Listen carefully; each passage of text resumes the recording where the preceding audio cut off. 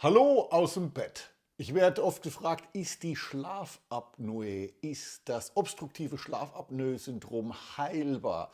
Die Antwort ja und nein. Zumindest ist die obstruktive Schlafapnoe therapierbar. Du musst halt rausfinden, woher der Grund deiner Schlafapnoe kommt. Ist es möglicherweise dein Übergewicht. Und daran kannst du natürlich was machen, wenn es kein krankhaftes und ja sozusagen kein Übergewicht mit einem medizinischen Hintergrund ist. Das war bei mir so. Ich war einfach nur fett gefressen und habe dann, nachdem ich die Diagnose erhalten habe, 22 Kilo in nur 5,5 Monaten abgenommen. Und zack, schon war ich von knapp 60 Atemaussetzern in der Stunde nachts im Schlaf bei nur 24. Mit der CPAP-Therapie bin ich dann runtergekommen auf irgendwas zwischen 0, und 5 AHI, also Aussetzern in der Stunde. Somit war es bei mir durch Abnehmen, durch Lebenswandeländerung und durch die Therapie